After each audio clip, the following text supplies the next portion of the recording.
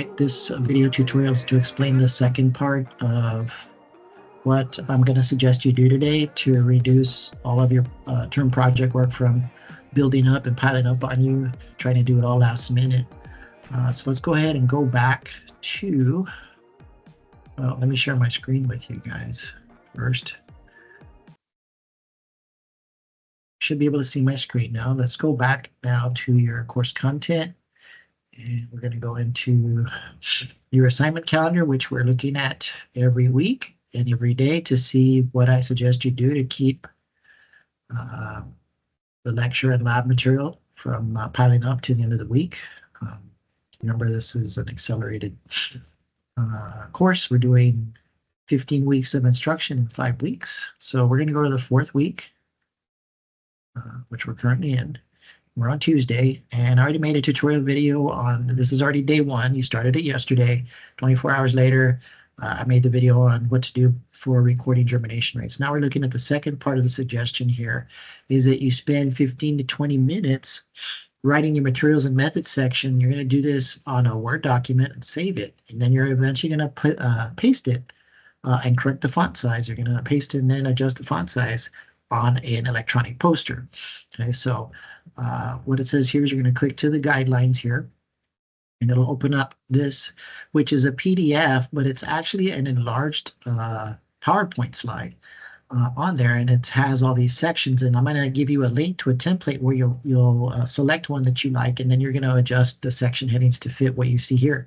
Overall, this is your guidelines. The guidelines for writing it are on the poster itself. And so what I'm suggesting you do is that you're going to write your materials and methods section, which is just 2 paragraphs there. A little bit of word on it. You're going to be writing it in, I'm going to try to zoom in there to it. You're going to be writing it in the past tense, because by the time you submit your work, you've already done everything that's there. So you can see this is not actual materials and methods. It's basically explaining as you read it, what do you put in this first paragraph? What do you put in the second paragraph? Okay, so let me just go over it real quick. It says in this section, you're going to explain as short amount as possible. Okay, so just read through this. I'm going to explain it to you without reading it. In this part, you're going to explain how you set up your experiment. You're not going to give a list of materials. You're not going to be writing it like you're telling somebody to do this. You're writing it in the past tense. Okay, I set up 5 bags for the control. In each bag, I put how many seeds, you give the seed type, and so on. And you do all of that, and you're going to, in there, you're going to state what data you collected. So you might recall that you set that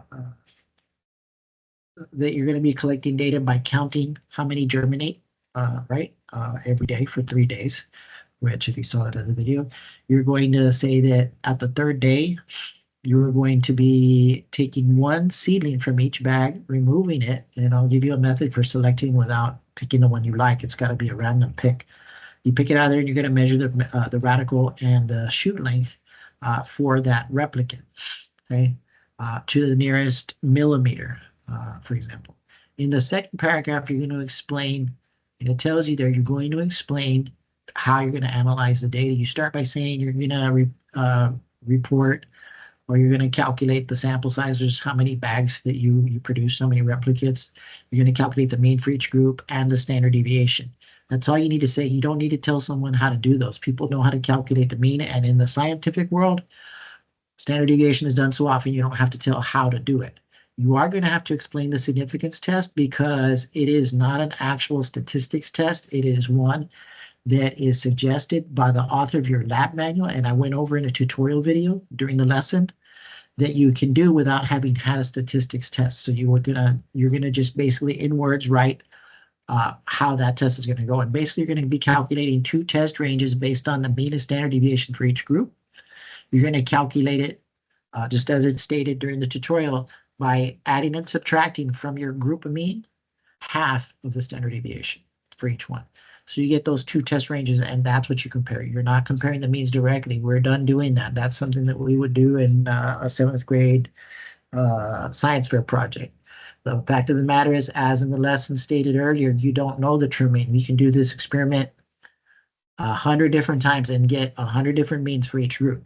And what you're looking for is a pattern, but we don't have the resources to do that. You have to make a judgment, and that judgment is based on where your center measure is, which is your mean, and just how much variation there is. This is going to give us more confidence where that true mean might be. We might be wrong, but those ranges are going to be where we're placing our bets, so to speak, that the true mean is somewhere within there, and that's why you're comparing those. According to this, if the two ranges overlap for your control and your experimental, when you take the standard deviation, half the standard deviation add and subtract it, if they overlap, then that means they share values and they're not significantly different. However, if they don't overlap one way or the other, the ranges do not, they don't share any numbers, then we would say they're significantly different. Anyway, if that's 2 paragraphs, write this now. This way you're not trying to do it all at once at the end and end up doing what happens. It's the same as cramming for a test. The results are not going to be good. So do this in little chunks. Let me know if you have any questions. I'll get back to you.